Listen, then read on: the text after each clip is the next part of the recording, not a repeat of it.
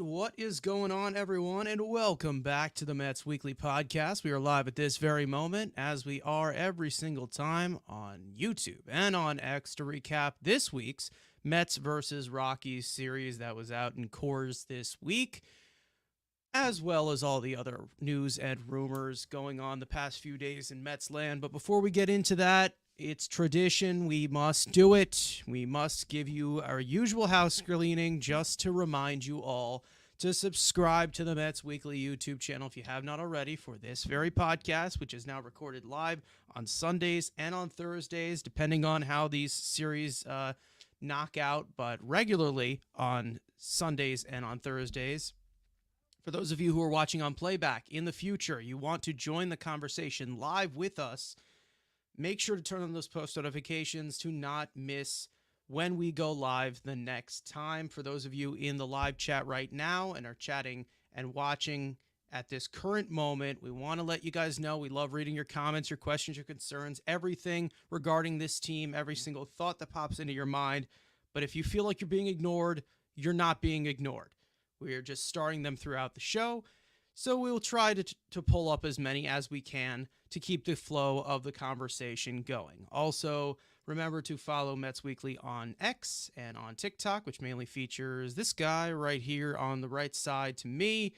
His instant reactions after every single Mets game, titled the Mets Frankly Postgame. Also, for our audio listeners, make sure to follow us on all your favorite listening platforms to not miss the audio version of these new episodes that go up at 9 a.m. after the day after these are recorded. So without further ado, let's get into episode number 72. The Mets coming off of a series with the Rockies, and it started off a little rough, but it ended pretty positively, let's just say, because after this one, with the help of the Braves losing, I think 5 in a row now, they are in second place in the National League East by a half game, and they have slid right back into the final wild card spot. And I'd say that they've put themselves in a decent position. There were definitely some flaws on full display in this series, and we'll get completely into them. But Frank, how do you feel at this current moment? Getting the series victory, everything settles down a little bit as compared to what happened in Anaheim. Yeah, I mean, definitely was a little better. Like you said, there were still some of those same issues that we saw, particularly with the men on base, which we'll get into later on. As you see on our little tracker here on the side, we will get to that. But I think just winning a series this time around is really the main thing. When this wild card race is as tight as it is, it's not one of those things where you get extra points for how much you win by or anything like that. All these games kind of matter the same when it's all said and done in the 162. August, as we know, is a very tough month, especially with where the Mets are at right now in the schedule with the travel. And, because of what happened earlier in the year, now you have days you thought were off days. Well, guess what? Now they're makeup games. So moving through all these different time zones and everything like that, it's going to be rough no matter who the opposition is. So just winning the series is really important. And, you're just trying to keep going because right now, like you see San Diego and Arizona, they've both been playing really, really good baseball right now. They're red hot. So, you have the Giants who are now playing better. So for the Mets, it's just a matter of just winning as many games as possible as they can just to keep them in a good position, just to stay within this race and try to hang on to that spot because, Atlanta's not always going to lose 5 in a row or whatever it is. So I think just, we know that coming up, they are going to face Arizona and San Diego in the month of August. So those are going to be massive games because if you could try to gain some more ground on them, that would really go a long way. But overall, at least they won the series. That's the main thing. I should have swept it, honestly. There definitely was opportunities to do that. But, they could have very easily lost the series as well. That's kind of the scary part about it is that, like, came very close. Especially, they did come very close. Yesterday it came all the way to the ninth inning. Lindor gets the big hit, and they end up winning the series. So, I mean, that's just the game of baseball sometimes. Sometimes you're, like, about to win the series. Sometimes you're about to lose a series. So, I'm just glad they came away with the win. But overall, like, when we talk about big picture, some things do need to be cleaned up if you do want to go a little further. Yeah, obviously it's a crazy hitting environment in Coors Field. It's pretty much the best simulation of how you can compare it to AAA, where the hitting environment is ridiculous, and it doesn't matter if it's a pull hitter's park or a a opposite field hitter's park, or using the gaps, or using the elevation, Coors Field is definitely going to give you a lot of weird results. Let's just say that. And you have the advantage on both sides. So it's not like the Rockies are in that situation where only Coors Field helps them. The Mets also could have took advantage of Coors Field a little bit better than I wanted them to. We saw a lot of ground balls. We saw a lot of difficulty just elevating the ball, and we finally saw them do that in that final game, which was good to see. And they were able to score 9 runs. They were able to keep them off the board because they realized that, hey, the Rockies don't really have that good of an offense. So, maybe they could really just hold them off. And, usually you see these double-digit type of wins or double-digit type of losses or something because of just how Coors Field is. But the Mets kind of did the bare minimum, let's just say, to scratch out these wins. But the wins are wins, and listen, these are teams that you need to beat. There's no excuse. And I was really upset about after that first game. Let's just say that I was pissed off because I understand wanting to be positive. I understand, wanting to keep your eyes forward. It's 162 games.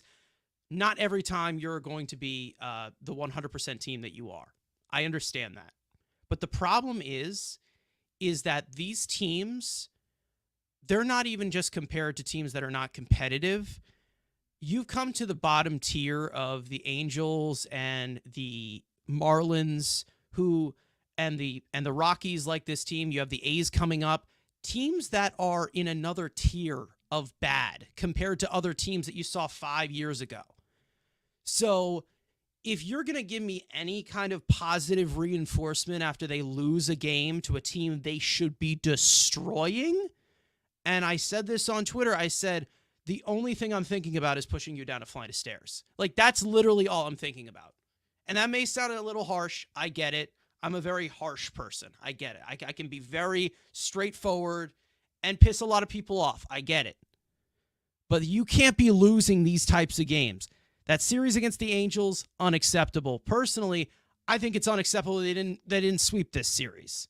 And that may just be me trying to be greedy, but the reality of the situation is this is a bottom-tier offense. They've never had good pitching because they pitch in Coors Field.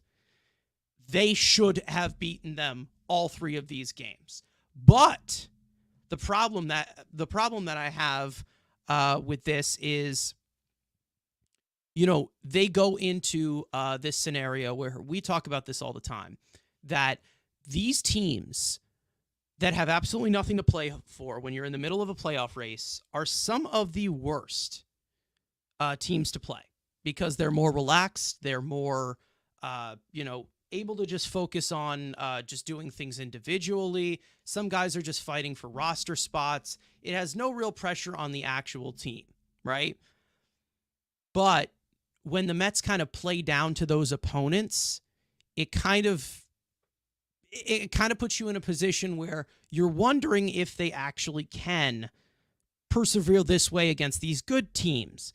Because even though they usually seem more dialed in against these good teams, or, they're able to take 2 out of 3 from them, which is usually the best case scenario, you're not going to be facing these awful teams in the playoffs. It's not going to happen. Unless by some miracle there's like 3 teams that forfeit because they were cheating and they put in like all the worst teams in baseball in the playoffs instead of the good ones. So that's the only way that you're going to be facing these guys in October.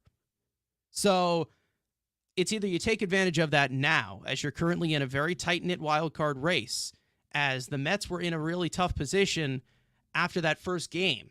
Let's just say, things were not looking good. Then they win 2 games, and all of a sudden they're in second place for the first time, I think, all year. So a lot can change in a second when you're in this wild card race. So that's the main reason why you can overreact to the Mets losing to these types of teams, because it shouldn't be happening, and it can turn over very easily. And I feel like I'm just repeating myself with the reality of the situation. But let's go into actual reality of what happened, the history of this series. I don't even know where I was going with that, but let's get to the series rundown. Of course, first game, Luis Severino, who we will get into, lots of base runners for him, 4 earned runs.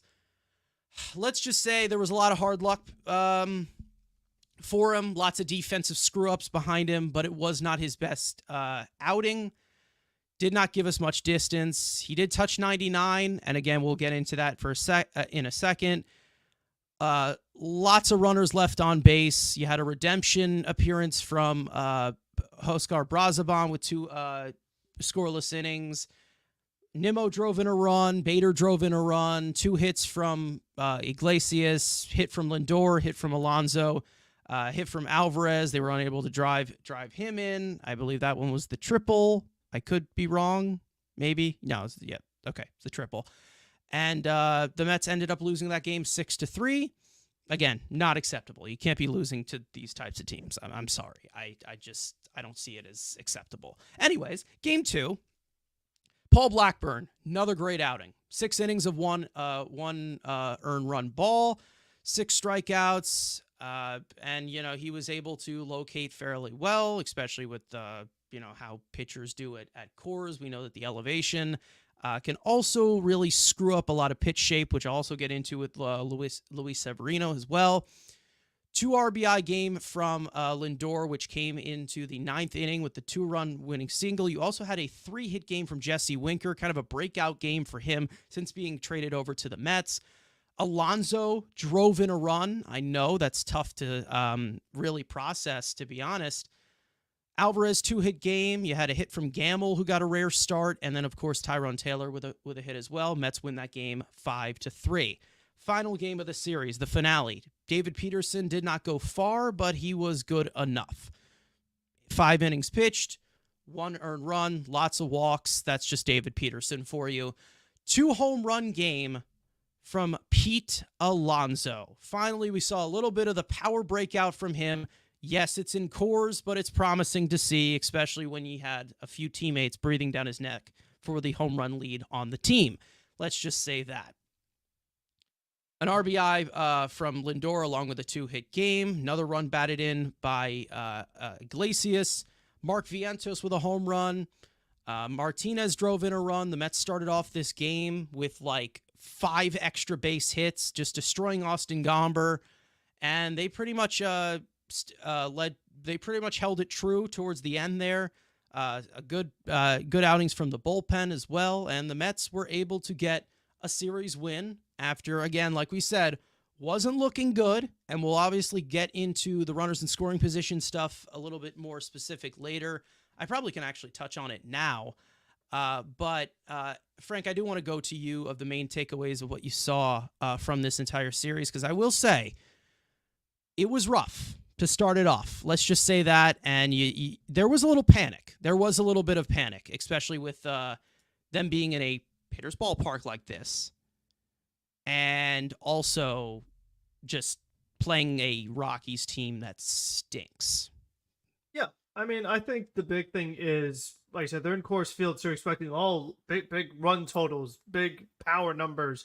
And they didn't hit a home run until the final game of the series, where they hit 3 home runs. But to not have a single home run in the first game or second game was alarming. But when you look at how frequently they were hitting the ball on the ground, it makes sense. I mean, Coors Field gives you a bit of a boost, but when you hit the ground, Coors Field's not going to help you. It's not going to turn a ground ball into a fly ball. It does. The elevation isn't that much.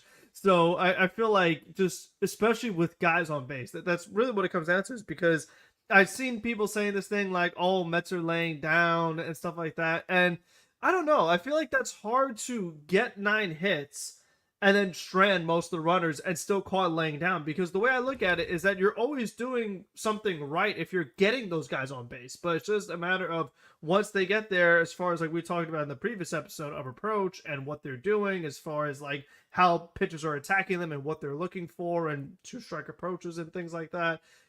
something goes to that. You know what I mean? Like you can't really lay down to any team. You know, they're really trying to beat you. Like Colorado, I found it very interesting that in the second game this was, I think it was, they had, I think it was Lawrence. He did up down 4 out outing, and then next day he's back out there. You know, so like a team, Yeah. and even Votnik, like he worked back to back days, and that ended up hurting him in the ninth last night. So even a team like Colorado is using their guys on back-to-back days with, pretty heavy workload, and it's still like showing signs that they're kind of trying to win, even though they're so far out of it in so many games under 500. So as a team, like when you're watching that on the other side, you got to be like, okay, well, wait a second, like this team actually is really trying, so we should also be trying our hardest as well, especially with how tight this wild card race is, and nothing is a guarantee right now because Atlanta could get hot at any time. I know right now they're playing bad ball, but Michael Harris working his way back, and they still just have, I feel, enough pieces that they can still be a solid team.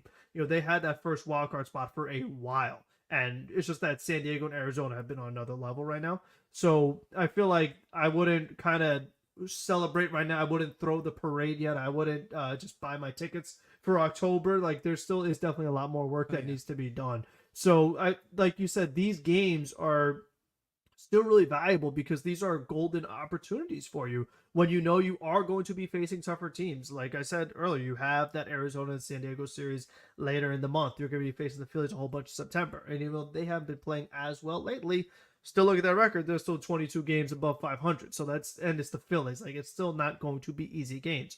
So you really would like to make more of these situations. And, when you see Jesse Winker swing at the first pitch, pinch hitting into a double play, like that really hurt. I'm thrilled that he got the 3-hit game yesterday, but when you're just seeing the amount of double plays and ground balls, especially in Coors Field, like that definitely was frustrating. And you don't want to like just change your approach and do different things than what got you here because you're in Coors, but just in general, no matter what ballpark you're playing in, you just should not be hitting so many ground balls, and it's also very aggravating when you look at this Colorado team, especially in the bullpen. Like they had blister issues with their starting pitchers and shoulder issues. So like their starters were getting pulled out of games early. So you're seeing a lot of the Colorado Rockies bullpen.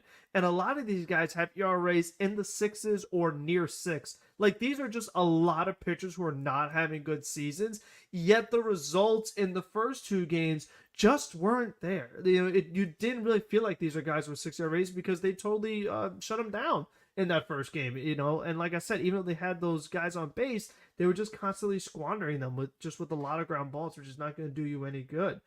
You just have to be lifting it, especially in Coors. Like it gives you such a better chance. So I think overall that was frustrating, just seeing that happen constantly. That definitely is disappointing. But what I will say is that as far as like the way the series kind of rounded out, I think it was encouraging that, we haven't seen Gamble play in a while, but he had a good game. Like I said, Jesse Winker finally had a good game.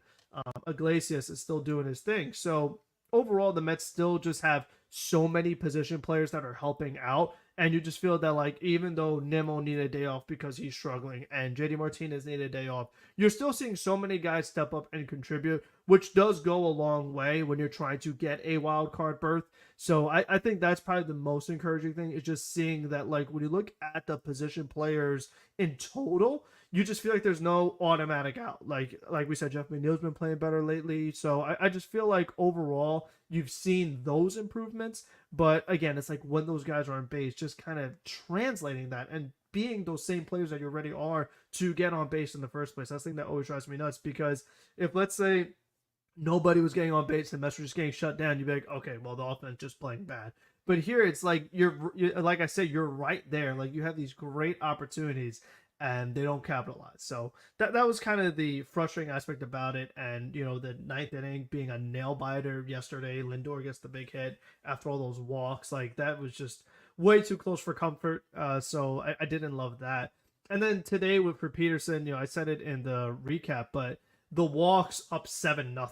Like, come on now. Like, I know David Pearson's had a walk problem his whole career, but when you're up 7-0, you've got to be working deeper into the game. You're about to go into a Seattle series, no off day. Like, you have got to save the bullpen a little bit there. I know Reed Garrett's coming back and probably one of those guys go down, but overall, the walks are just unacceptable when you have that big lead. Like you have to throw strikes there. You really have got to throw strikes. And like we said too, not the greatest team in the world. So even though it's Coors Field, like throw strikes. So I definitely was pretty annoyed by that.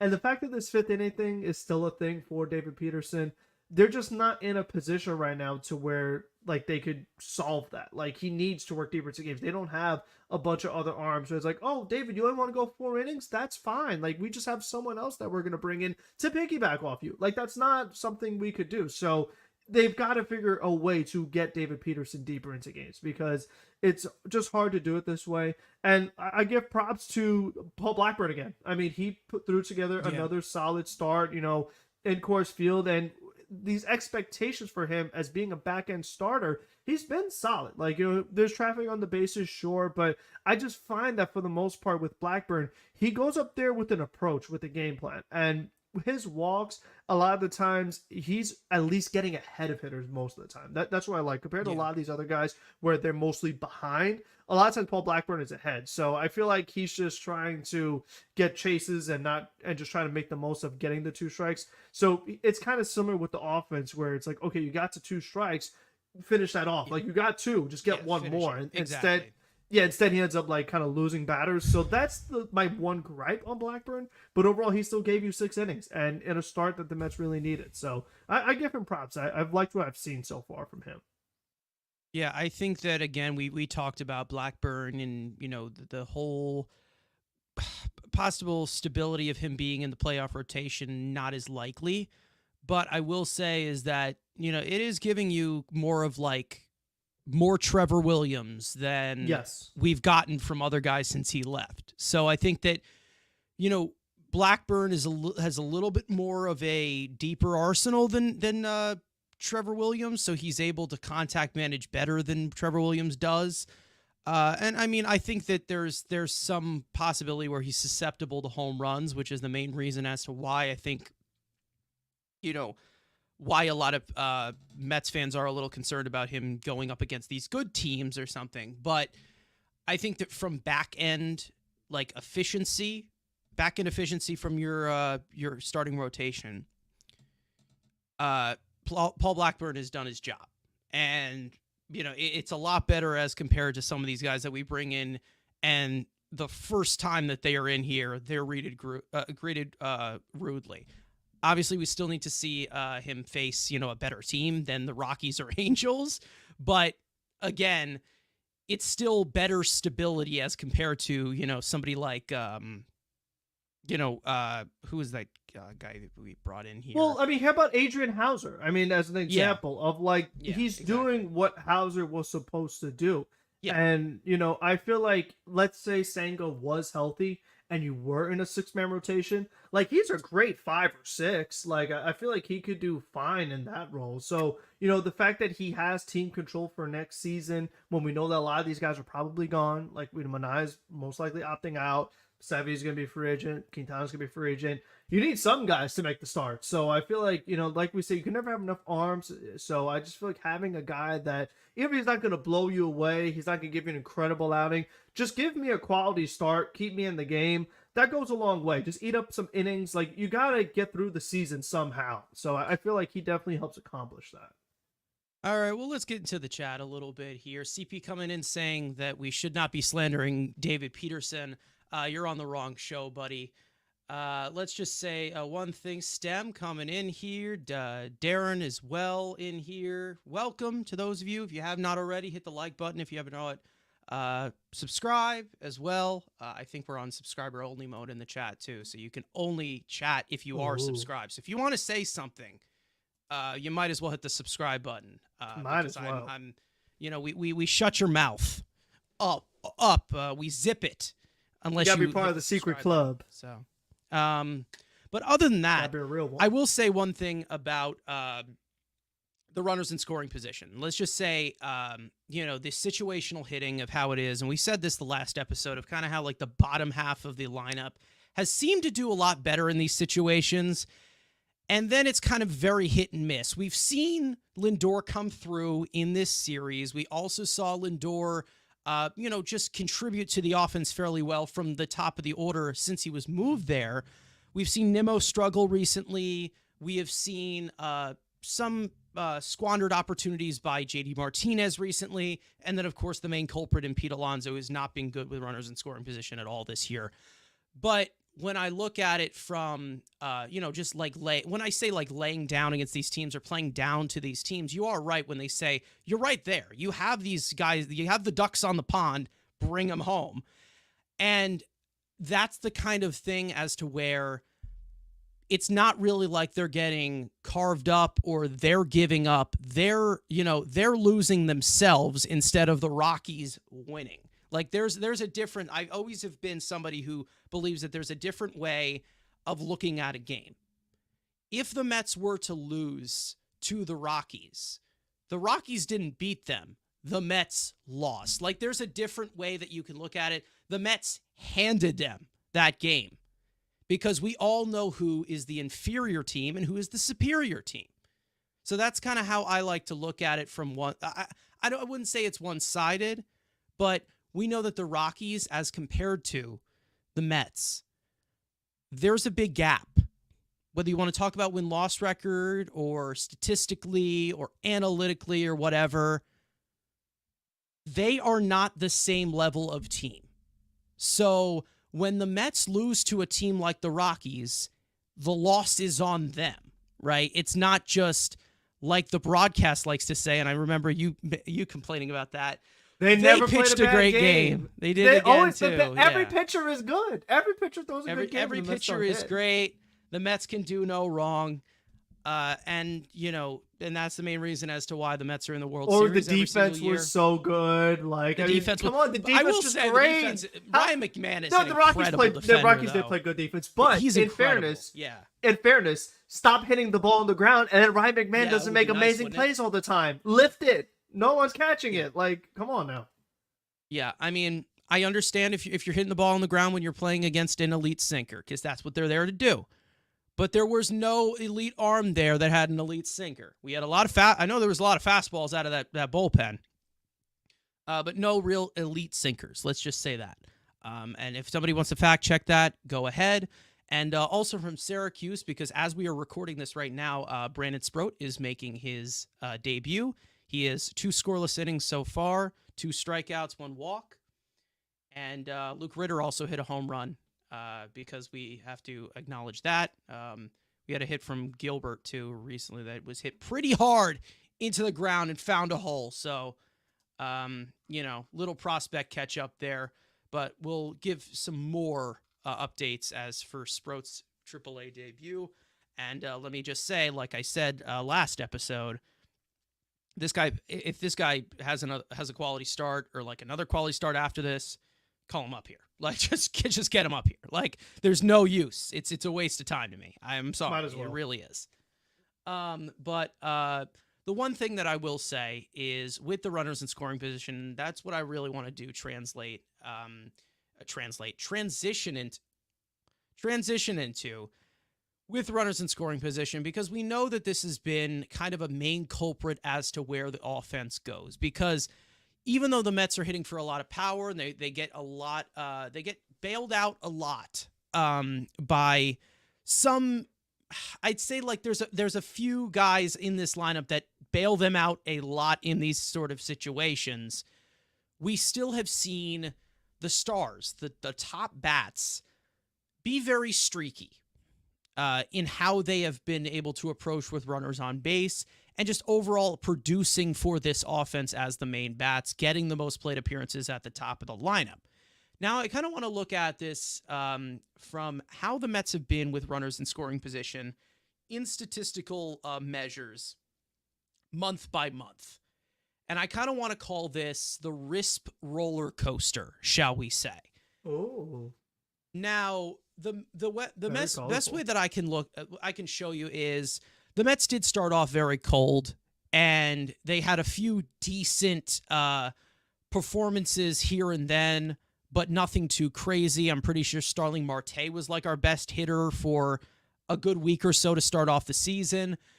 And the Mets were pretty much in the below mid tier, and then also in the bottom 10 in extra base hits as well. We saw extra base hits started to be kind of something that was a real big problem in March and April. Then you get into May, and they kind of get into this this strong stretch, and then they completely fall off once the Francisco Alvarez injury stopped. And the full-on product basically just being in the mid-tier, of course. 19th in batting average in balls in play, 17th on base percentage with runners in scoring position, 18th, 20th in slugging percentage. They're 12th in home runs, of course, with I think Pete Alonso had like a power surge in May. So the way that they were producing runs was kind of in the mid-tier, which was able to keep them somewhat there. But once, of course, Alvarez went down, that was the whole thing. June, they got really, really hot. And June was an incredible time for the Mets. They were just incredible. They were the hottest team in all of baseball. Then July hit, and it started to slow down a little bit, but they still were playing good baseball. We still had some really good situational hitting from the top of the lineup. I know that Nimmo started off pretty hot in July, and then after the All-Star break, he's kind of tailed off. And then you get to August, where it's kind of slowed down. Now, obviously, this is more of an 8-game sample, so it's not something that you just completely go off of. But let's just say after the All-Star break, it's starting to be a noticeable part of the concern. Let's just say that it's slowed down a little bit. Then the roller coaster just continues by them starting to hit with runners in scoring position in these last 2 games in the 9th inning of the last game, and then they do it in this game. So it's been such a wave of inconsistency of how month to month the Mets have really come to show kind of a very weird and different identity every single month. Let's just say that. I guess that's kind of how I would put it. The Mets have really gotten into these streaks as to where if, it's not really if one guy shuts down, but if, you have multiple guys that shut down, they all go down at once. Like, they all go down at once offensively.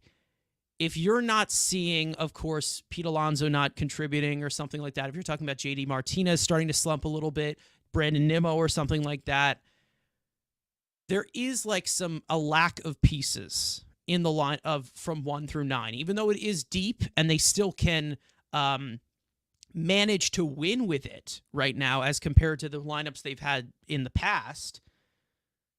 It still just hasn't been very efficient, and not to mention just not very consistent. I feel like maybe we're talking about the matchups being here and just being completely overmatched. But I feel like we have seen a good enough trend this year.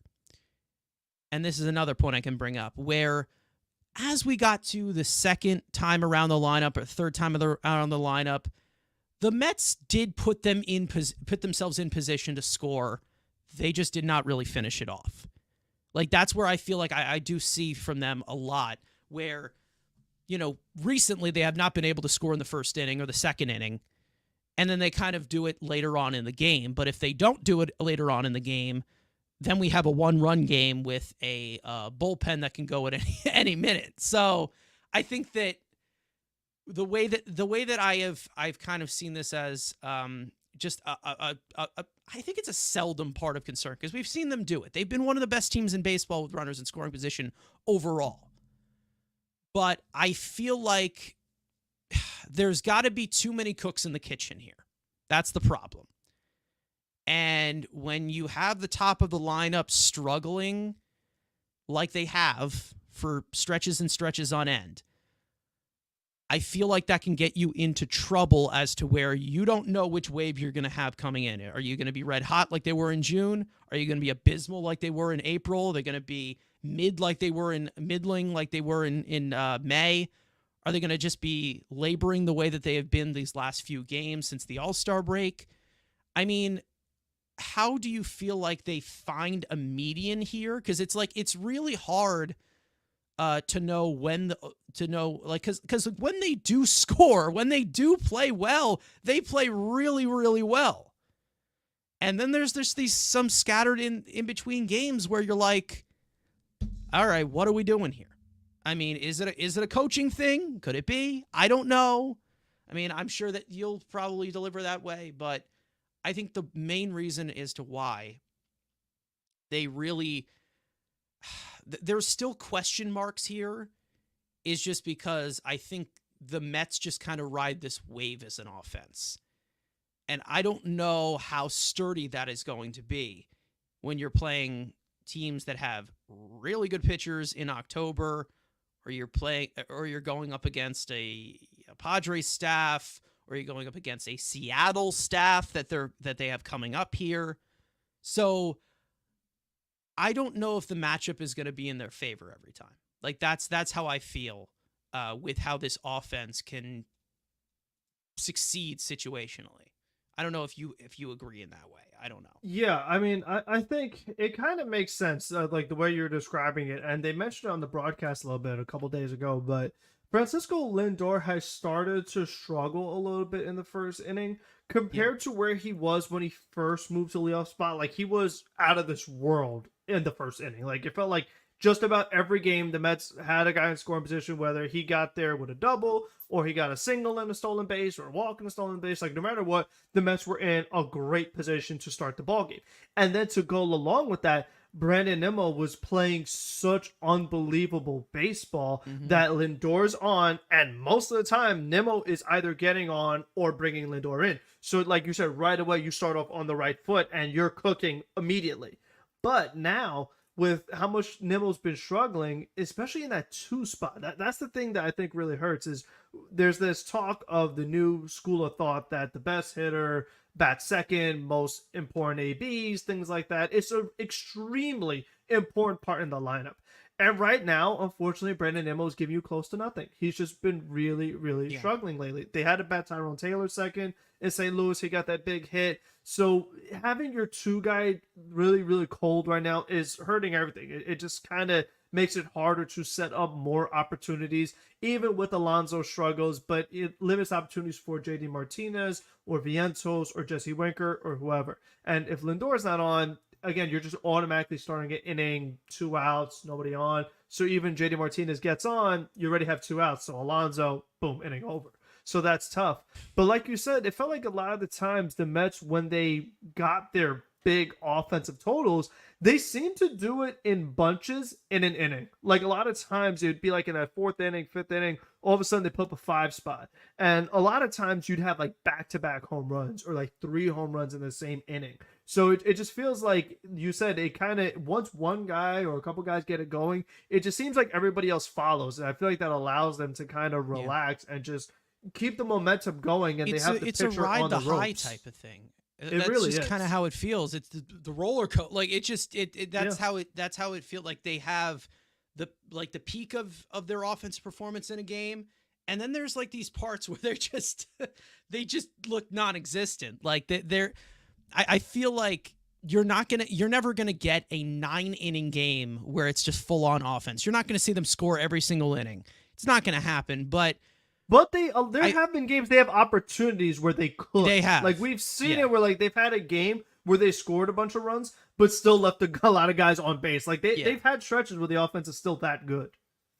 Yeah, and I do think that they are squandering opportunities, and not really, and I don't see them really like taking advantage of like just the opportunity that they do have. And like I've said before, you have to take every single opportunity that is put in front of you because you don't know which one is going to be the next bad pitch. When you're facing really good pitching, most likely that really good pitching is not going to make a really bad pitch. So like I've said, that's where the power comes into play, of course. But when I look at the Mets as a whole, I feel like a lot of this stuff is scattered around, and they really do need to find a way as to where, you can just, I don't want to say like ride, like just find some kind of median as to where, I don't know if it's just like you need a little bit more extra base hits than they have been getting recently, or, you just need a little bit more of a boost in power. But I just feel like there's some points where they're not taking advantage of really big golden opportunities, as Brandon Sproat just gave up a home run, so he is a bust. But I will say one thing. They still have been able to make up for it. They still have been able to fill in those gaps when somebody from the top of the lineup is struggling. As of right now, it's Nimmo. That has been the most recent guy who's been struggling. Martinez has started to come around, but he's still not as to where he was like a month or two ago. Definitely not. No. Lindor had I'd say an overall good series, but there were also some pretty tough at bats as well against was it Feltner? I don't know. They struck out all 3 times. Yeah, he was not. So he had a few there. The strikeouts are up a little bit. I feel like he's gotten into a little bit more of that overswinging lately. I don't know if it's because in Coors, he's like, oh, this elevation, all I got to do is put a swing on one, it's going to fly. I felt like he got out of his approach a little bit. He was doing so well. Like, I felt like he was, I know you don't know his love it, but I feel like he was going a little more opposite field, a little more balanced. I just feel like he has such good skills that a lot of times if he's just on balance and he's taking his pitches, taking his walks, that's where I feel like he's most deadly. When he's using all fields, he has that power where he could go opposite field, especially on that left side. Like, we've seen him go right-handed dead center. Like, he's just such a talented player that he doesn't need to do all that overswinging and grimacing his back a little bit today. Like, that's just, I don't think that's him. I feel like when he's balanced as a leadoff man, he could set up everything for a club. So I do want to see maybe now they're out of that ballpark, get his approach going again. Yeah, we'll see I mean, listen, I think that it's Lindor, and we all know that he has the cold streaks. We've seen him have those cold streaks before. But, you know, I think that when you talk about just the Mets, like just offense, just riding the waves of each other or something like that, it's just, I feel like it's not really, it's not the way of pulling teeth that it was like last year or the year before, as to where, you know, it takes a lot for them to score a run, as to where it's single after single or walks, and they're not stealing bases, and, you know, they ground into these double plays or whatever. I think that they just need to find a way to just, I don't know, just it needs to just be better pitch selection. Does it need to be better pitch recognition? Because, like, listen, I think that the Mets do a fair job of not chasing compared to some guys in this lineup.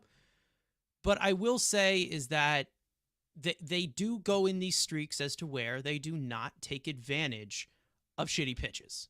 Like, again, when you have a slider that hangs right down the middle, I don't want to see you slapping that thing the other way. I want to see you destroy that. Just destroy it.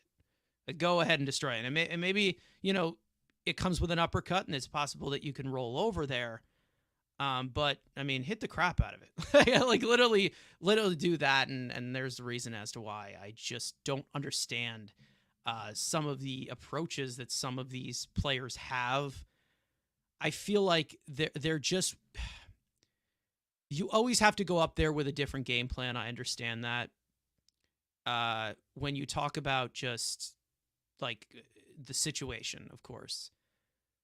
But I feel like they are just, with every pitch that they see, pitch by pitch, it doesn't seem like there is an efficient approach that comes like actually like consistently. Like, I get, like, there's times when they do it. You know, there's times when they do it. There's times when they pull a pitch. There's times when they need to put a ball in play or whatever.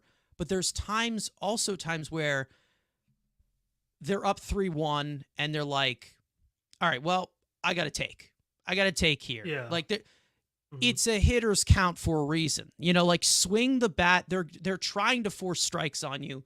Swing the bat. Like, you got to take these opportunities, because you never know when it's going to come. Yeah, for sure. Yeah, there's a lot of, and I understand taking 3-0, especially in those situations. I understand that. If you want to do that, go ahead.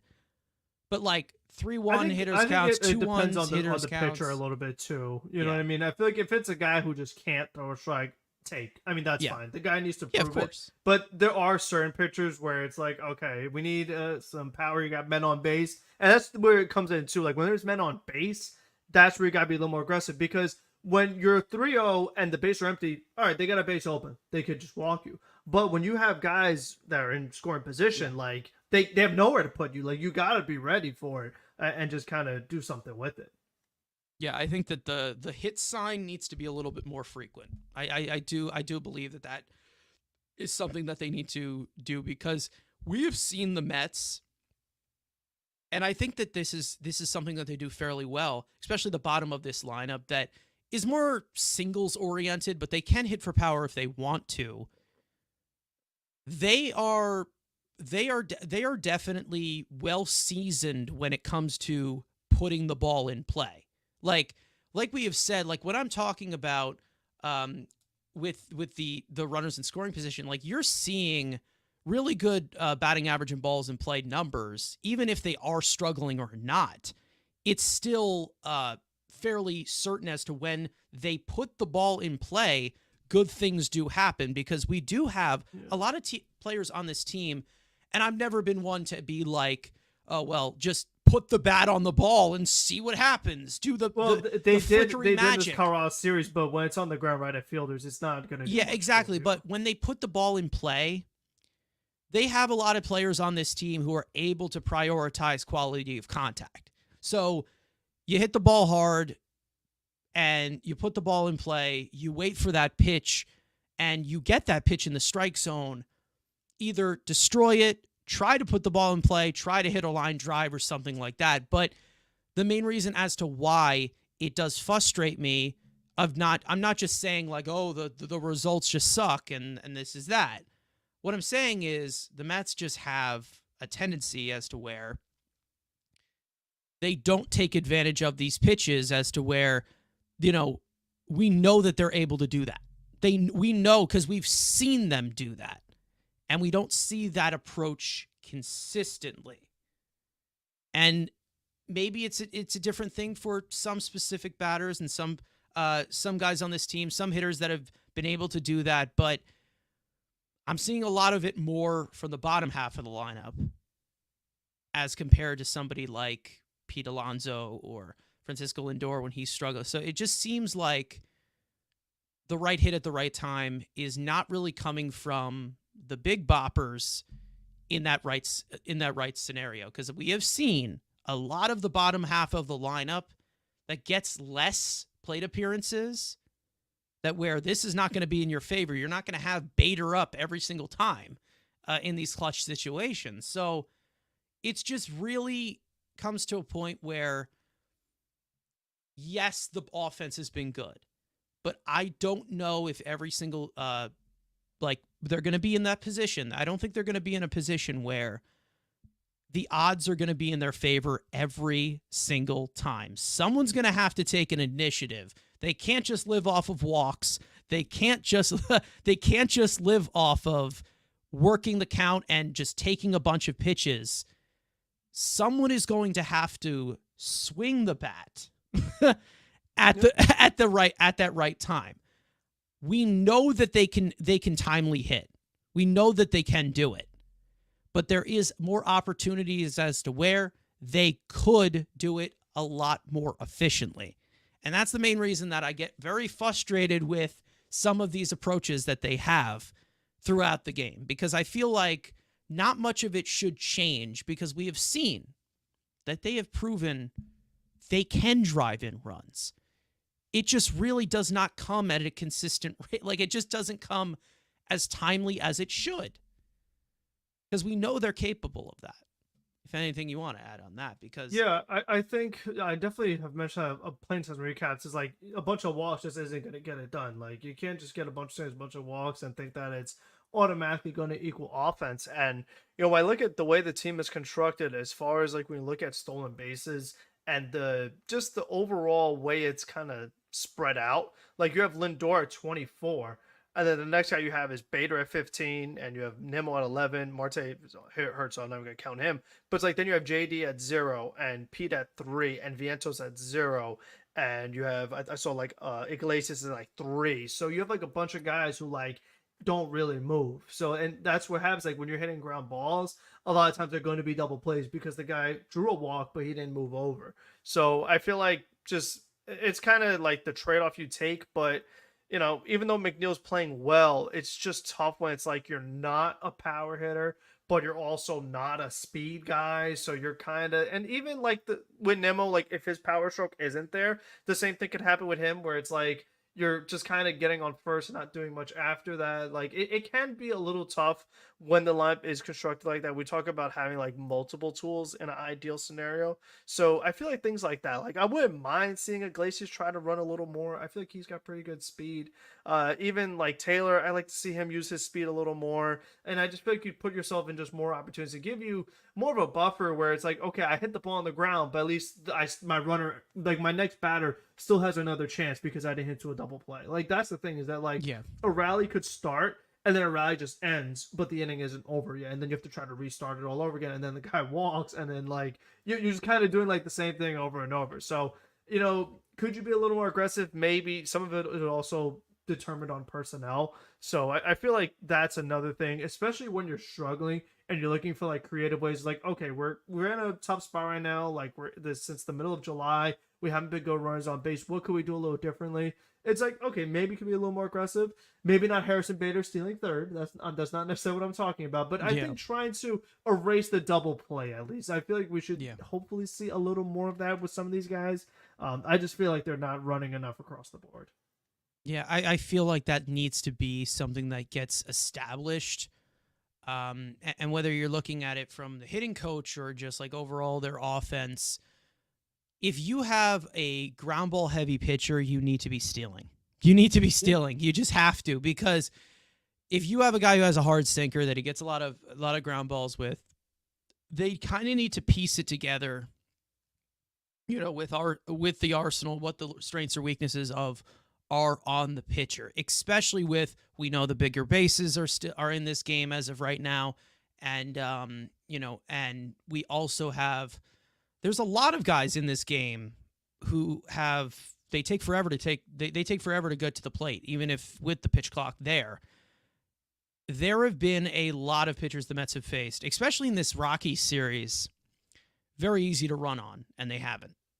And we've seen them, I think that there's a lot of guys who use a lot of leverage and extension, or they have a long delivery. I think that there's the main reason as to why the Mets need to take that into account, because with ground balls, we already know that double plays will always be the killer. It's always going to be the killer to any sort of rally or any sort of offensive efficiency as a team. They need to manufacture these runs the best way that they possibly can, whether it is stealing bases in that current situation, whether it is just lifting the baseball to get a sacrifice fly. They need to manufacture those types of runs, because that's the only way that they're going to be able to do that sometimes against some of these good pitchers where not many mistakes are going to be made. And that's kind of where this element has come into the game, where, I've always talked about, power is something that also wins. Well, we also have an ability in the game, a tool in this game that has come back with the big bases and come back with the new rules, that being speed. So they also need to manufacture runs that way.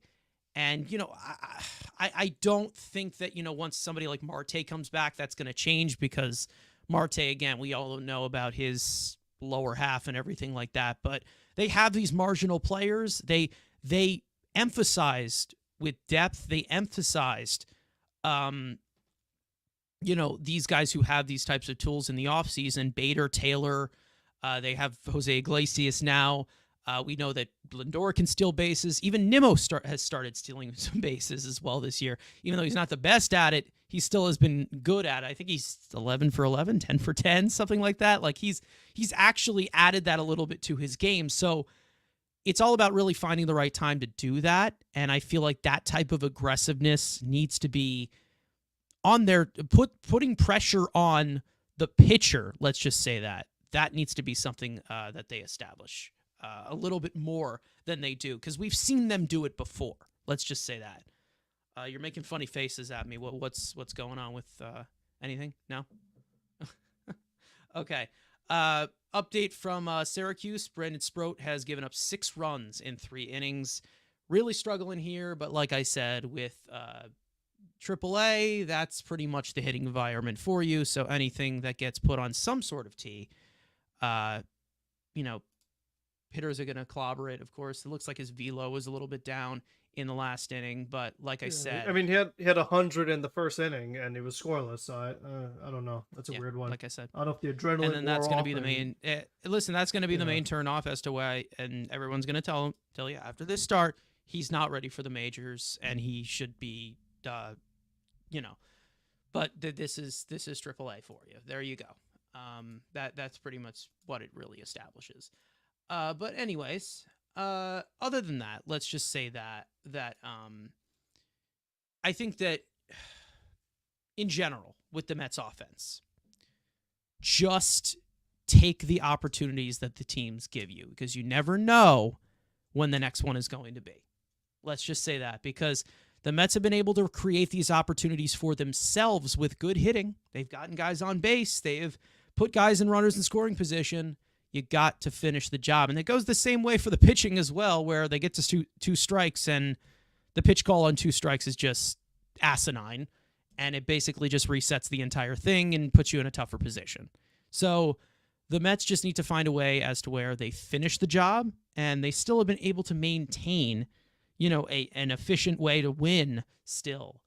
But they do really need to just efficiently do what they do efficiently. We know they can do efficiently. I said efficiently 4 times there, because that's pretty much all that they're really just wasted. That's all that really you're looking for, is the Mets just not to go off of peaks and valleys, because that's what it's really been this year. And that's really concerning to me, when you just don't know which offense you're going to get. And that was kind of how we looked at it with the first few months before they got on that red hot tear in June. But with them offensively, and, we'll see what type of offense we get against Seattle as well, because that's a really good pitching staff. Incredible. It's probably the best in all of baseball. So, we'll see what happens. Maybe there's a possibility where, we're hyping this all the way up and the Mets destroy the Mariners. But then you get to some of these guys where they should be destroying them and they're not. So, again, we all know that there's that random part as to where, they pitched a great game. This guy pitched a great game, but which with Seattle, I would buy it a little more. But it's when you're facing Griffin Canning, the one of the worst starts in the American League, you can't just say, "Oh, he pitched a great game." Come on, no, it didn't. No, you lost.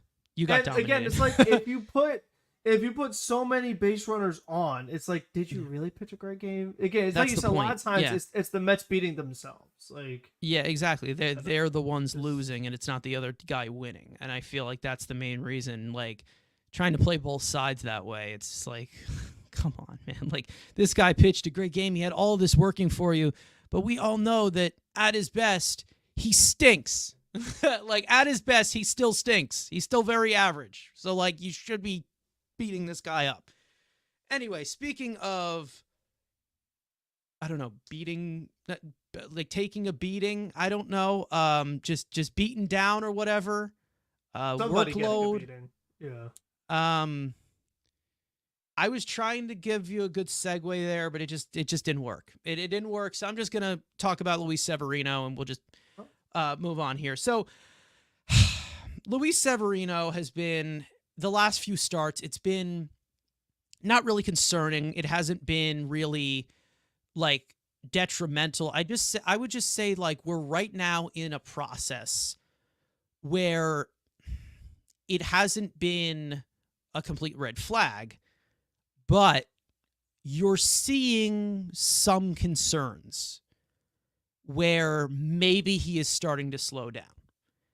And most of this has come from a lot being, the innings limit and the injury history. We saw them report a lot about the Mets trying to kind of limit Severino towards the final stretch of the series. I think that the way that they kind of have to manage this,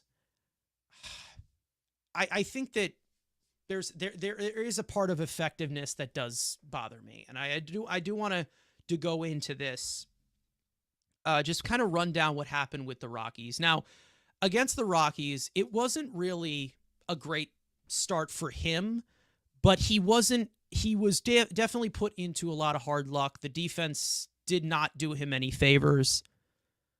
But one thing that I will say is that there is some concerns that I do have in terms of the pitch shape.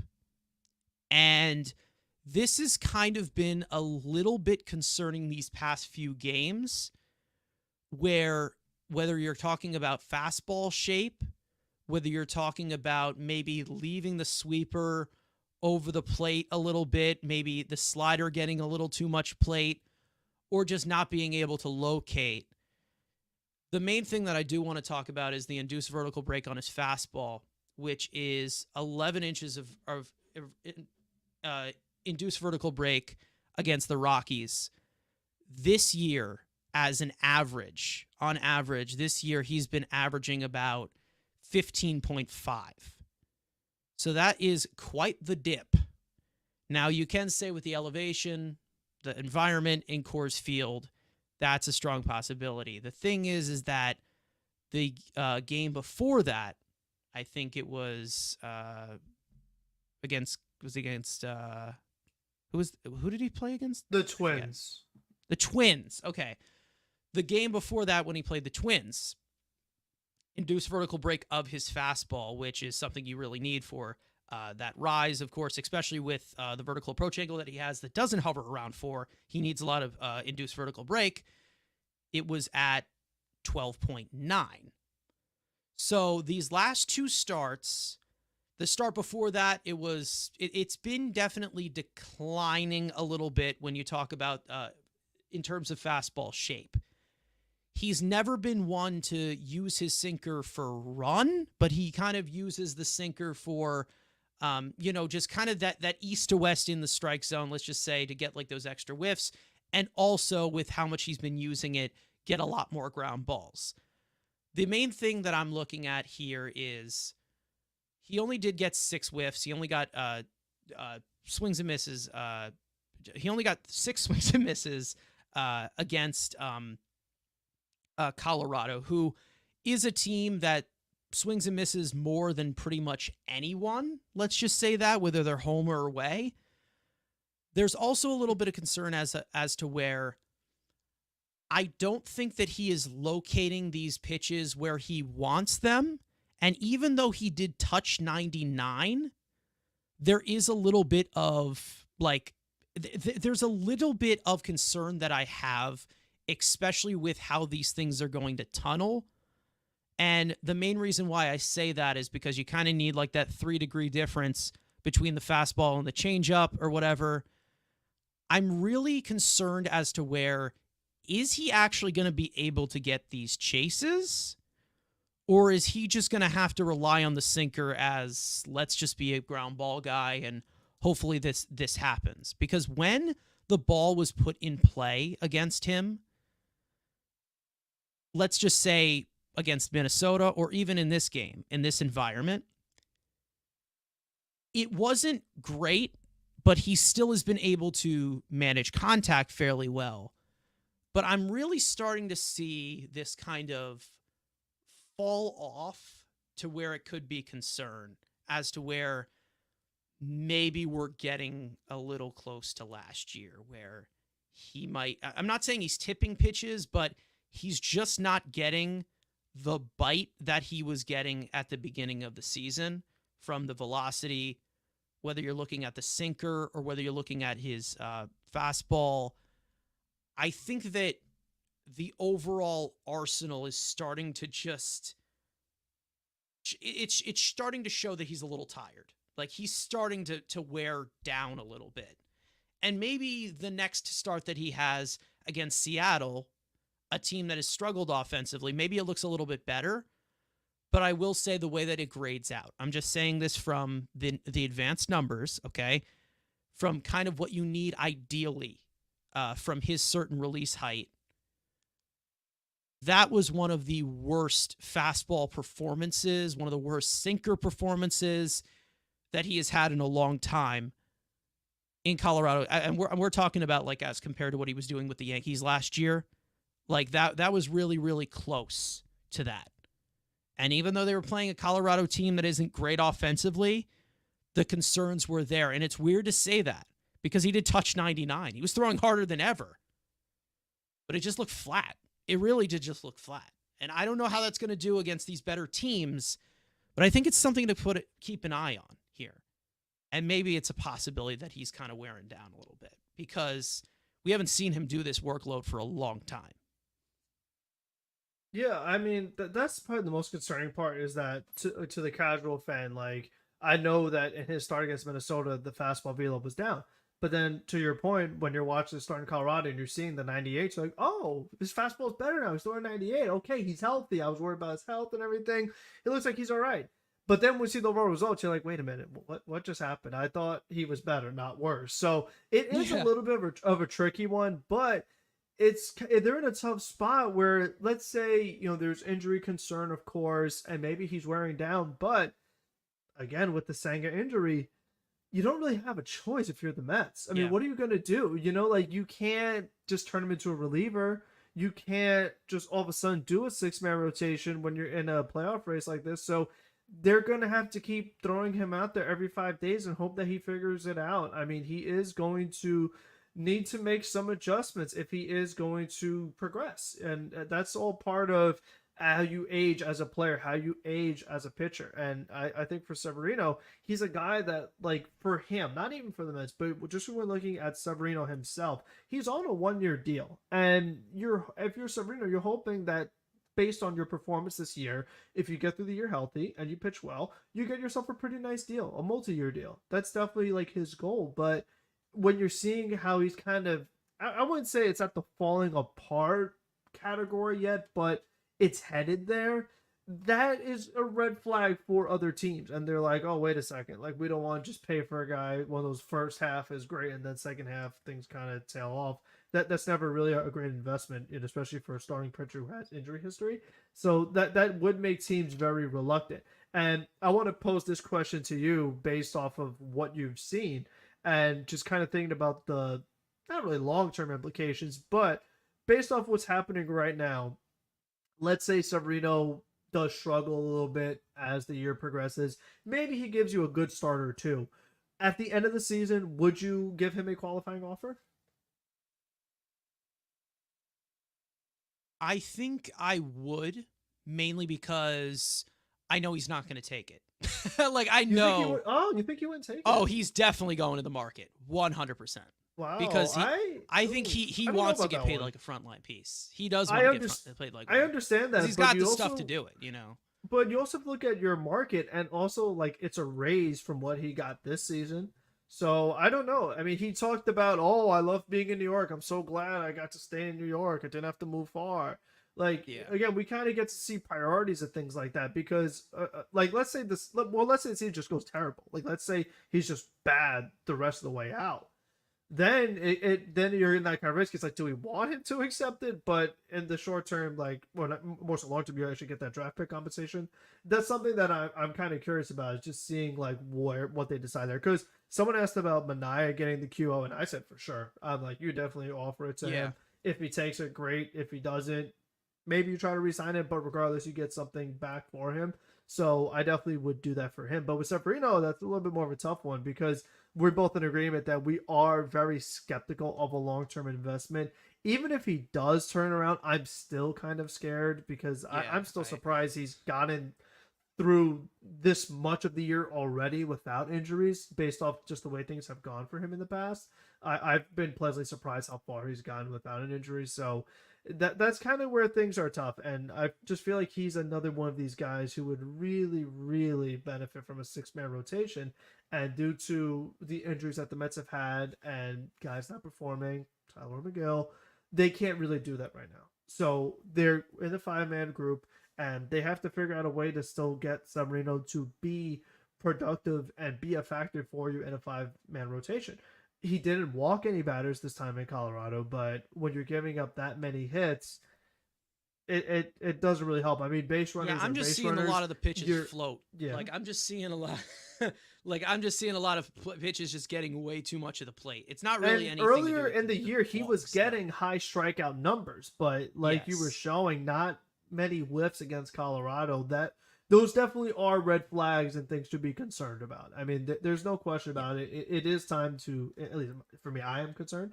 So you know what? Listen, and to your point about the tipping pitches, didn't we hear when the season began and all of a sudden he's pitching really well? Oh my gosh, Jeremy Hefner fixed it. The tipping pitches thing is gone. This was a simple fix that Carlos Mendoza, he saw him with the Yankees, now he's the Mets. Everything is fine.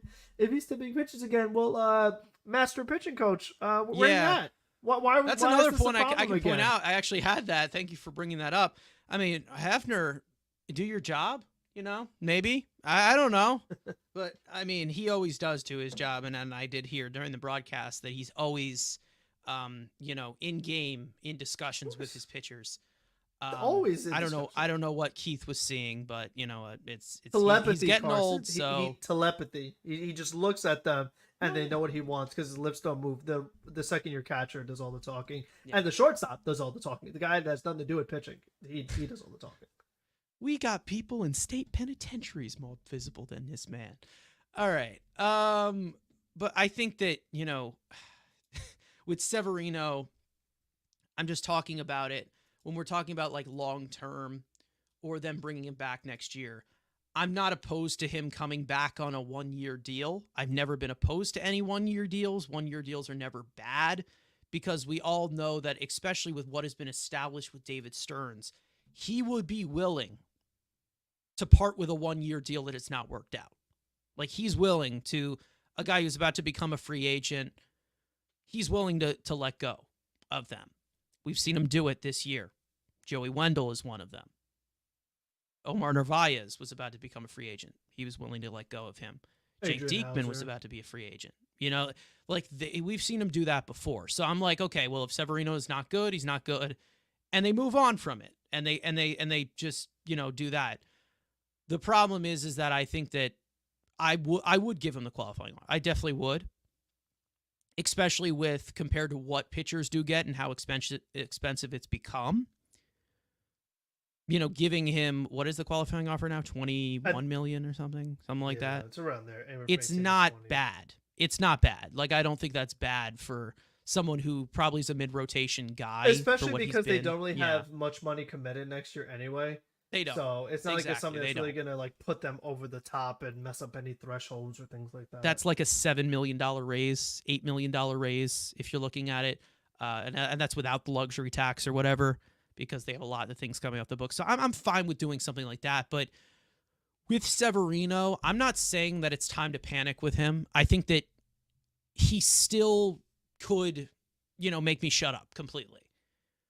But I will say that the red flags exist. They do exist. And listen, I think that I talked about this, I think, with Andrew. I don't know if it was like 2 episodes ago when we talked about Luis Severino, you know, possibly, you know, extension talks or something.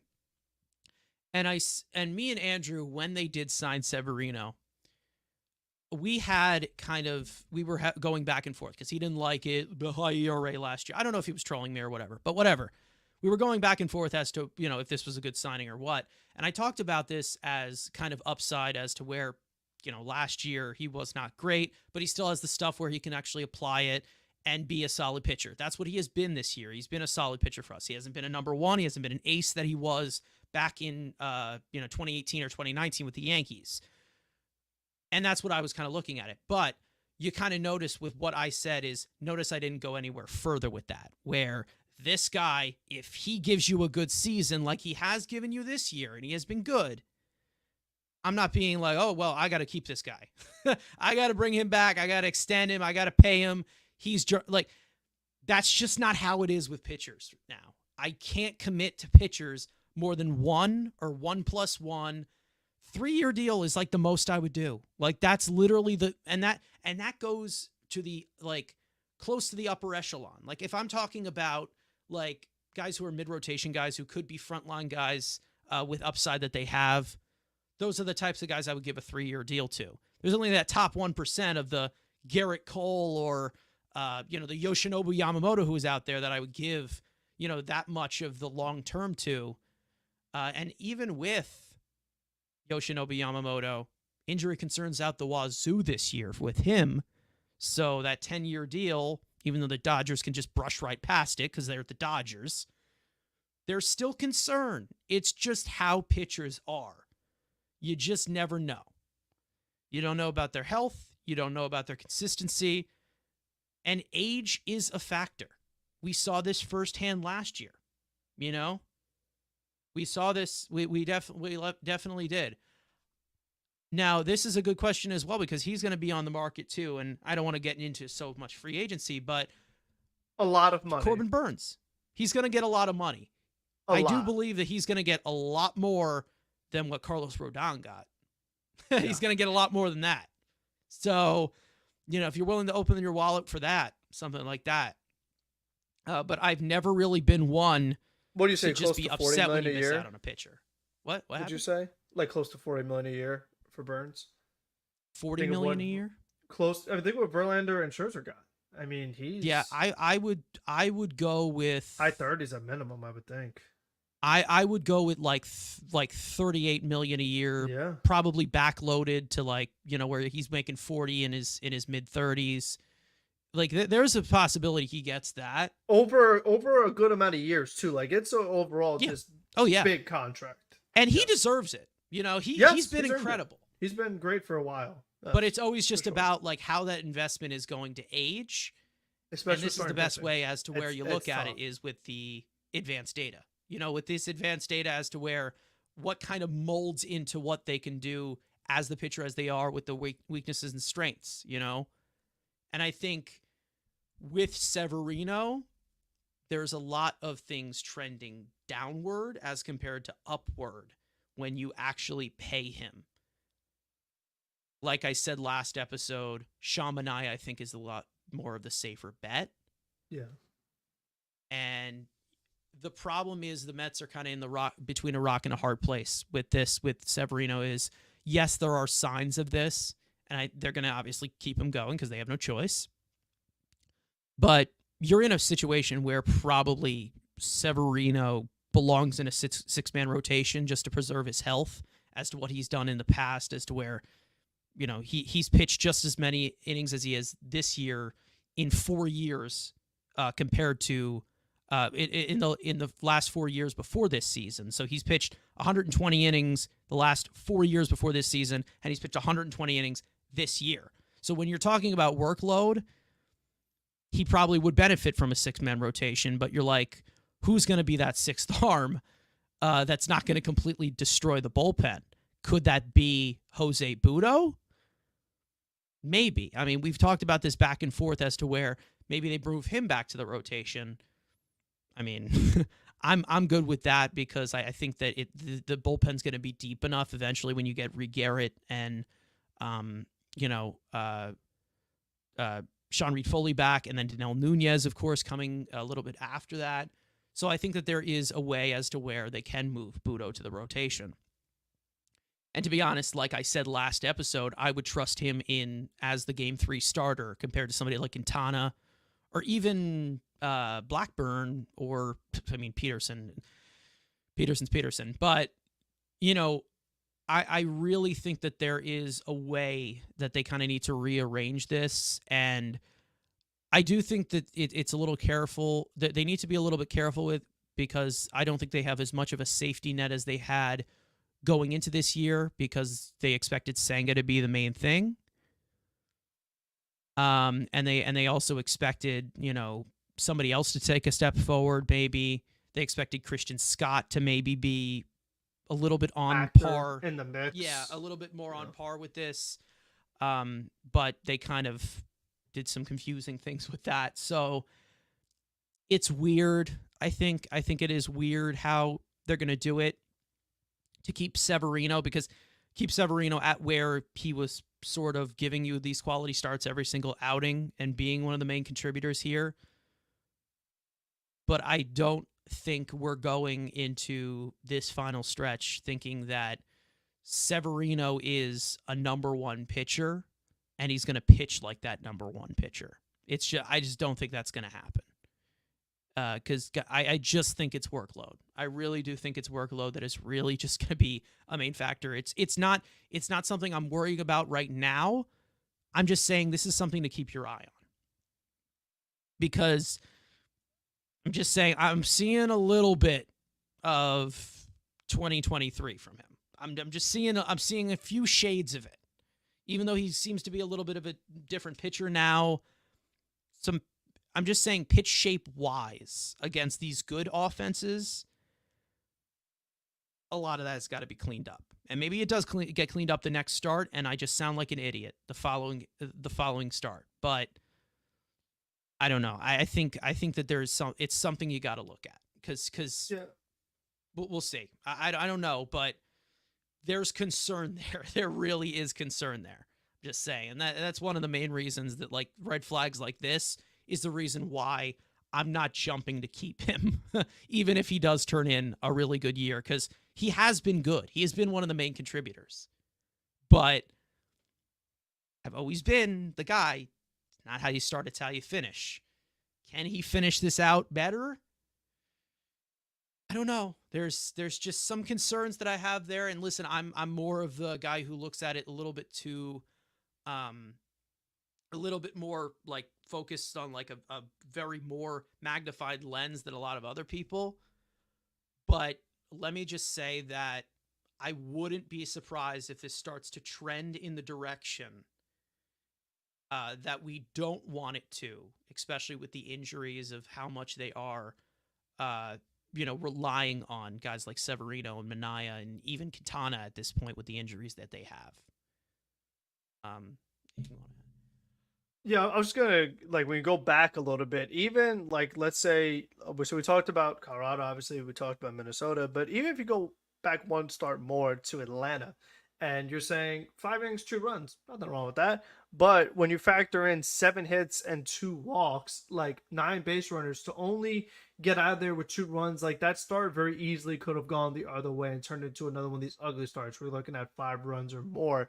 And that's just kind of been a trend with him for some of his other outings. I mean, even when you go back to beginning of June, he had that start against the Nationals, like 8 innings, but he still gave up 7 hits, like only gave him 1 run. So you got to have a lot of jams. Then his next start against Miami, 6 innings, 7 hits, 3 walks, but only 1 run. So it's like 10 base runners. You just get out of a lot of jams. So no matter what, he's putting himself in positions to where he's not missing bats. Even in that Miami game, 2 strikeouts, and even that Washington game, he went 8 innings, only got 4 strikeouts. So like you said, if you're not getting those chases, you're not getting those whiffs, that just makes things really difficult to just kind of constantly count on missing bats, because when you face the Nationals and you face the Marlins, they're going to strand those runners. But when you face Minnesota, or now when you're facing Seattle, like Seattle's been struggling, but there are going to be those teams that like there's a better chance that they're not going to miss, though. If you give them that many opportunities to score, you are going to see more runs crossing home plate. Yeah, and listen, I think that a lot of his, if you're talking about like his overall stuff of how he's kind of grading out, it's all really been hovering around average all year. Mainly because he's more of the ground ball guy now, more than compared to swing and miss, which is really kind of help him stay healthy. Just not like completely airing it out and just going full on fastball and slider. He's kind of built a little bit more of a deeper arsenal as to where he's more than just a 5-inning pitcher every single time out there. We've seen him go 6 innings. We've seen him go 7 innings. We saw him take a no-hitter into the 9th inning or something, 8th inning once. We've seen him go into the 8th inning. We've seen him pitch deep into games. But with his stuff, I'm seeing a really big dip in how this thing is being graded this last month. Let's just say that. And it's coming towards that territory of concern. Let me just say that, if no adjustments are made. But we have Jeremy Hefner, so we're all good. So let's just move on to studs and duds of this series of what we have seen so far, and then we'll preview the next series upcoming which I have new graphics for that I finally got to able to work on. Wow, breaking But news. yeah, I know we're working up in the world now. So studs and duds for this series, the last 3 games. Tons of performances. Again, like we said, where there was tons to unpack. So stud of this series, a performance that you really liked. Frank, what'd you like here in Colorado? Yeah, I mean, there's a couple of guys that you could give a shout out to. So I'm just trying to think of which way I want to go. Um, I think the safe bet is probably Paul Blackburn. Again, I talked about it a Okay. little earlier, but I just like what he provided. You know, being able to go the 6 innings, keeping the Mets in the ball game, out pitching Luis Severino. You know what I mean? Because Severino faced the same lineup the day before, and as we just talked about, he got beat up pretty bad. So for Blackburn to, Mets were kind of reeling a little bit, had lost a few games in a row, a little bit of pressure. I have the wild card picture a little bit, and us kind of getting a little worried. Some Met fans, the people who everything is fine and perfect, and nothing was wrong. But the realistic and honest people were a little concerned about losing these games that you shouldn't be losing. And for Blackburn to come in, step up, come through again, that was really nice to see. So I give him a ton of credit for being there when the Mets needed him. Yeah, I'm gonna go and shift this to kind of just. It's not even just in the series because he did pitch in the series and pitch very well, but just overall what he has been to a bullpen that's still trying to figure out like the inflowing pieces. I mean, Jose Budo has just been Yeah. fabulous. I mean, he has been out of the bullpen, and even though it's limited, he has pitched 20 innings, 20 and 2/3 innings out of the bullpen since coming back, where he was stretched out as a starter, and he was starting in AAA. He comes back here, and it was a main concern of him walking batters when he was in the rotation. He's walked 6 since coming back here. I mean, he is just pounding the strike zone, just attacking hitters. And again, like I said last episode, just trusting pitch shape. Trust it. Trust your pitch shape because he has really good of it. And I feel like the working around the strike zone just to like somewhat contact manage and walking all these guys, attack hitters. Here it is. Hit this. Go ahead. And we've seen some, concerning fly balls from him sometimes. Maybe he gets a little cocky here and then and attacking hitters a little bit. But we are seeing this guy just mow down hitter. Like he really is just a complete improved pitcher as compared to what he was last year or the year before. And it really has just done well for the bet. Like it's just well for the better for him, just deepening the arsenal and just relying on pitch shape, which even though velocity can be an added bonus, pitch shape is what you need to get those whiffs, get those chases to put hitters away. And that's what he has been able to do. I mean, he has just been able to work around pretty much anything. Like it just, he does not, one thing I really do like about Jose Budo is he doesn't change. I don't know if it's like his headspace. He doesn't change any mantra Mindset. as to where compared to when, as compared to when the bases are empty or the bases are occupied. Mm-hmm. That's what I like about him, is that he is there to attack hitters. He is there to locate, and that's what he's really been able to do for a long, like for a while. I mean, he's done this since the beginning of July. Like this is going on almost a month and a half now that he's been in the bullpen and be really, really reliable. And again, like I've said, plus pitch shape, not the best stuff, but plus pitch shape, I think that belongs in the rotation. But in the role that he's had, godsend. Let's just say that for a bullpen that's just been in and out, lots of moving pieces where 2 guys from the opening day roster are still here. That's it. Like that's really Diaz, who's going to be one of them no is Edwin what. Diaz, who has not been himself, and also and to your been point hurt too. The other guy might be gone tomorrow. So like, You can't do that. You can't get rid. He's irreplaceable. Well, I mean, he was on SNY. That does make you kind of Yeah, invulnerable. it makes So, you yeah, that irreplaceable. Let's does. just say that. Yeah, it does make you invisible. Yeah. You'll never go away with that. Duds in this series. Who do you got for this? Who did you have some concern for in this one? Yeah, I mean, and this kind of is like a little bit building, even though he had a big hit over the weekend. JD Martinez, I feel like in that first game, Nimmo finally had a decent game, getting a multi-hit game. Lindor was on base a couple times. For Martinez, not really come out there with a walk. He's been another guy who's been prone to the double plays. It's just been rough in that 3 spot. Like we talked some like earlier about, the 2 spots really important in that lineup. If you're gonna have a good offense, you need your 2 to do the job. A lot the same goes for the number 3 hitter. Like it's a position that a lot is asked of you. And as the season goes on, as Marte gets into the mix, the Mets are going to have to deal with the deficiencies that Starling Marte has right now, health wise, in the outfield because of JD Martinez. Like, because JD Martinez has that DH spot solidified, their defense is going to be hurt because Martinez can't play the field, because he would also hurt the defense if he did. So, they're going to not be a perfect team or all around team because of having him and for his bat specifically. And I've still just been overall disappointed that he still has not figured out this slider on the outside corner thing. Like, go with the pitch, JD. I mean, I thought this is what you do. Like, you came in here and we had this whole like preaching the opposite field, going the other way, going with the pitch. Like, that's JD Martinez. That's what he does. He goes to right center, this, that, and the other. I just haven't seen it lately. I'm just seeing too much on the ground. I'm seeing too many strikeouts and just not enough from the 3 spot. A very important spot in the lineup when Lindor's been an MVP candidate this season. I know it's been a struggle for Nemo, but he was an all-star candidate early in the season. So like you have, and like I said, the bottom half has been so awesome, like Bader and these guys, and Iglesias and McNeil. Like these guys, bottom of the order has been so phenomenal. You need the number 3 here to really cash in and bring those guys home. So I feel like this series was another struggle for him. He had to get the day off yesterday, and Jesse Winker actually did really well in place of JD Martinez getting those 3 hits. So I do have some concerns. He got the double today. That was great. But overall, against, like we said, this Colorado pitching staff in Coors Field, you would like to see a little more for the expectation that you have for him. Yeah, I think I'm going to go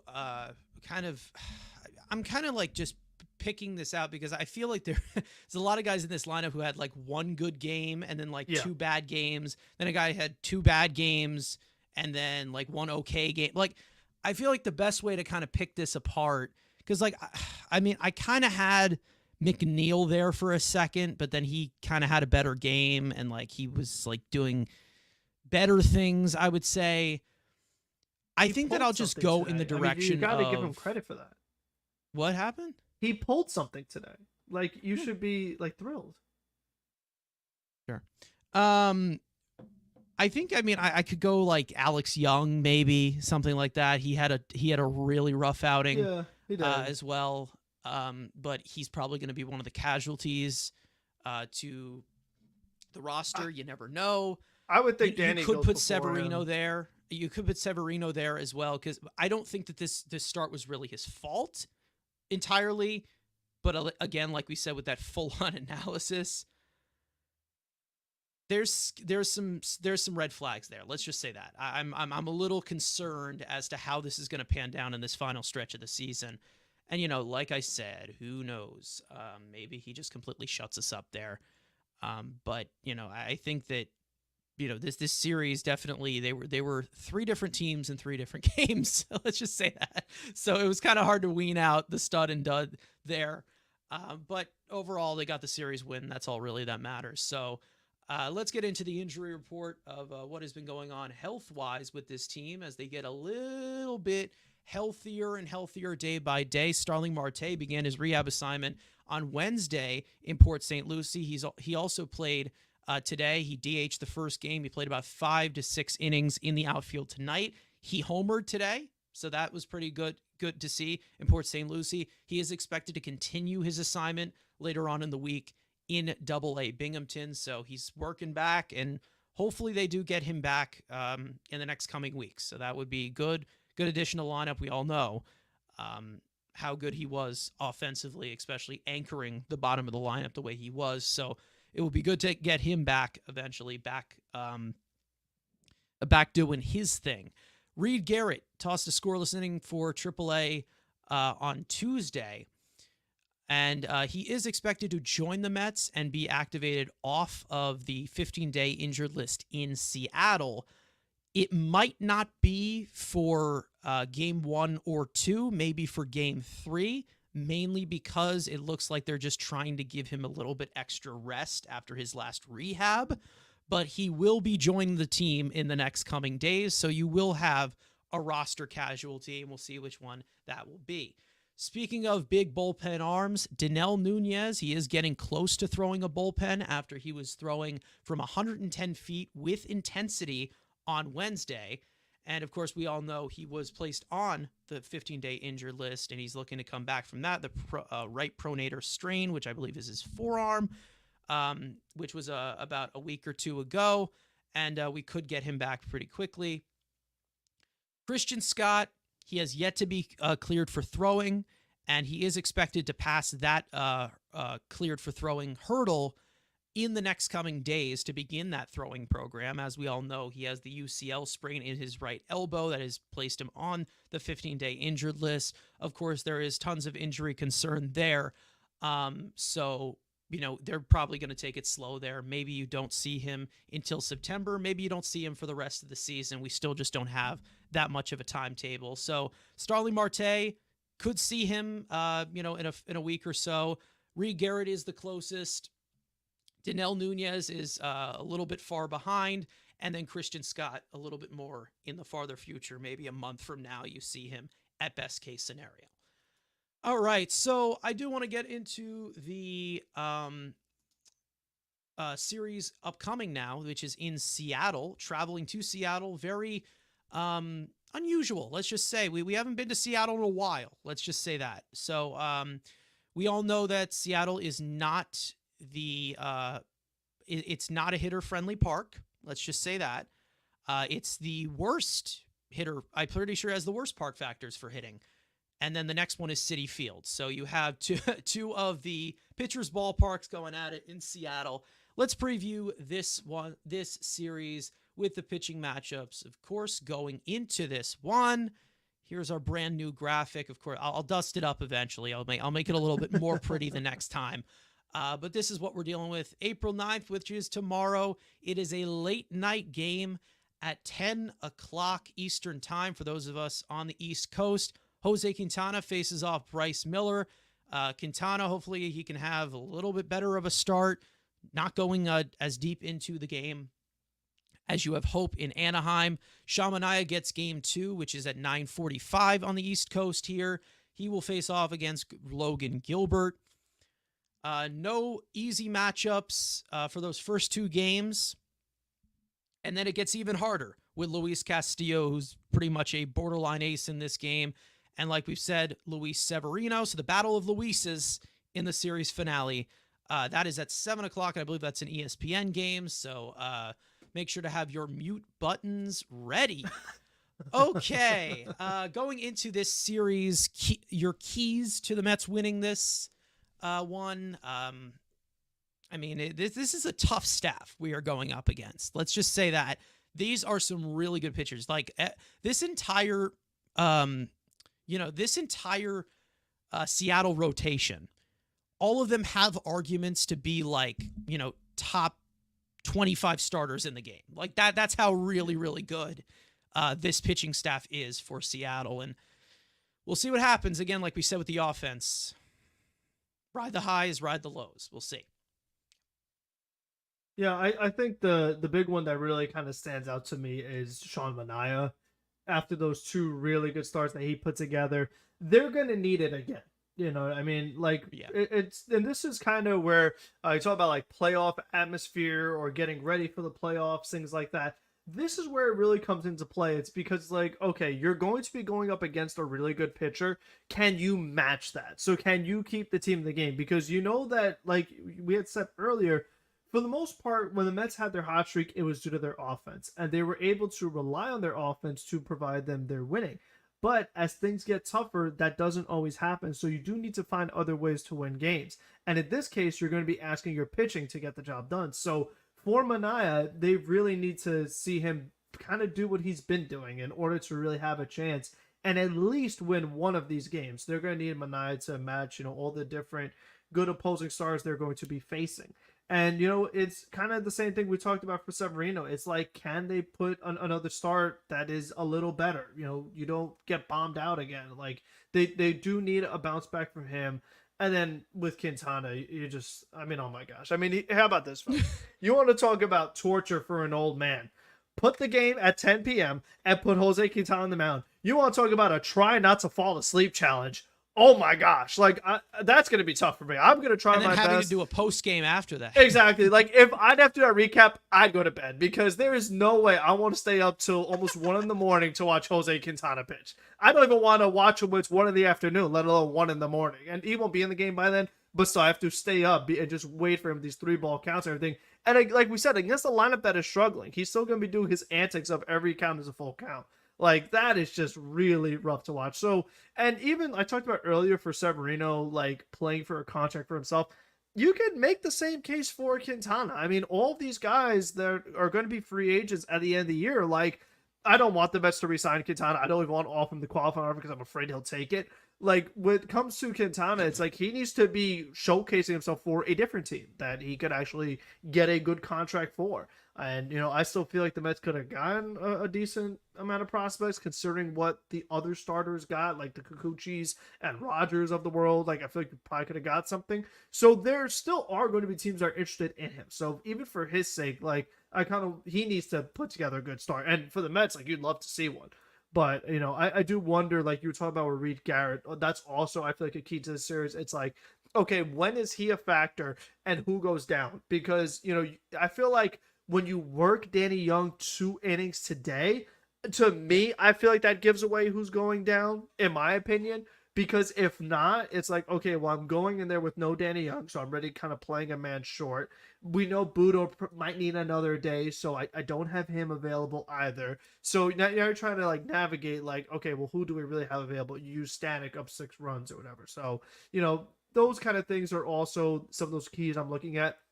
And then for Pete, he's another big key in this series because he has a multi-homer game today, has 3 hits. Can you build on that? Can you finally go on a true hot streak? Like, can you get going? And Nimmo, like, I want to see Nimmo break out of it and get going again. If he does, like, the Mets have a good chance if they have those guys clicking.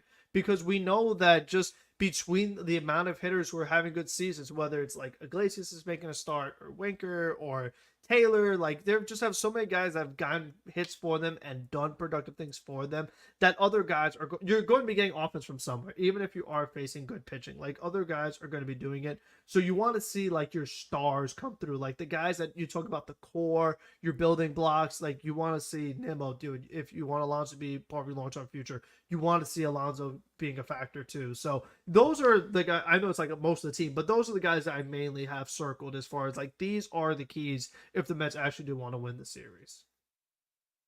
Well, the one piece that I do want to add into the mix here is Edwin Diaz coming back to his old haunts. Yes, I believe that's a good one. Yes. Is this the first time he's been here since being traded to the Mets?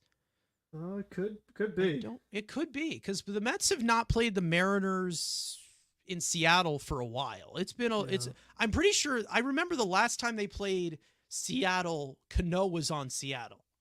I think that was how long ago that was. That's how much. That's what I remember. I don't know. Maybe somebody can correct me. Let me know. But the key I have to this series is do not use anything that you know as a crutch, because I've seen them do this for a long time where, oh, well, Colorado's not that good or LA's not that good, and they play down to them. Do not use Seattle's weakling offense that's slumping right now and has struggled a lot. Do not use that as a crutch. You treat every single one of these hitters as if they're the Braves. Treat every single one of these hitters as they're the Phillies. Do not try to get away with try to get away with the fact that Seattle's not that good of an offense, because we have seen bottom tier offenses beat the Mets before. So do not use any of this type of stuff as a crutch. Okay, let me just say that. With the pitchers in order, let's just say, again, I'm looking to see a lot more power. I'm looking to see a lot more extra base hits in this one, because again, they're not going to make that many mistakes with this pitching staff. They just aren't. So if you get a pitch, be on top of it. Let's just say that. I'm looking at you, Pete. I'm even looking at Francisco Alvarez as well. I'm looking at Mark Vientos, JD Martinez, a lot of these guys who most of their game comes off of the power. Most of the contributions they make is off the power. If you see that pitch, crush it, because you're not going to get that many. You're not going to get that many opportunities, because these are really good pitchers. And maybe I'm wrong. Maybe they just end up destroying every single one of them, because that's just how the Mets are. They always keep you on your toes. Unpredictable. They're unpredictable. But the way that I look at it is the Mets just can't go into this using anything as a crutch. They can't go into this using anything as a free win, anything as a free weakness. Any team that you are playing in August and September, play like your playoff hopes depend on it, because they do. There you go. Yeah. All right. Parting words to end off this episode of Mets Weekly. Man, 72. We've done 72 of these things, and even more. I'm pretty sure we did a lot of live streams before that. This podcast started. So we've done thousands of these things. I mean, going in, current moment, at how you feel at the top of your head, just let it all out. Frank, how do you feel going into this? I mean, I feel a little nervous, you know what I mean? Like, it's just kind of these things where it's the highs and lows, where it's like one day you're in the playoff picture, next day you're out of the playoff picture, then you're back in, then you're back out. So it's like, it's a matter of being the last team standing, or one of the last team standing, so you actually can hang on. And really, I just kind of want to see, like you said, if they have opportunities, capitalize. I don't want to see the runners keep getting stranded. And I feel like now that you're facing better pitching, we talked about like 3-0, if you're going to swing, if you're going to take, I feel like you need to swing, because it's like we talked about, one base runner at a time. Like, that's not really going to do it. You're going to need like those big hits. So I would like to see a little more aggression if they are in those hitter counts. So this could be a good time to maybe change up the approach a little bit to try to capitalize on those opportunities. Like you said, I'm not looking forward to hearing the ESPN broadcast. That is never a fun time. So, you know, we have to deal with that on Sunday, and then again, staying up till God knows when. Again, there's been a long West Coast swing for elder statesmen, so, you know, all that's been frustrating. But, you know, really the main thing is always make sure to hug your prospects. You know, you never want to take them for granted, so make sure you hug your prospects. All right. I think there was a hidden message in there, but anyways, thank you guys so much for those of you who tuned in, for those of you who watched the entire time, for those of you who came in for a little bit, for those of you just watching in general, for those of you chatting in the chat along with us. Make sure to hit the subscribe button if you have not already. Mets Weekly podcast, which is this thing that is regularly recorded live on Sundays and Thursdays following every series of all the games throughout the regular season, with the audio version that drops at 9 a.m. the following day. Follow us on Mets Weekly and follow us on Mets Weekly. Yeah, follow Mets Weekly on TikTok and on X. I'm losing it, guys. Sorry. And follow everyone individually, including our co-host Andrew, who is not here. And without that, just let's go Mets. Keep it going. Keep playing good baseball. All right? We'll see you guys next time.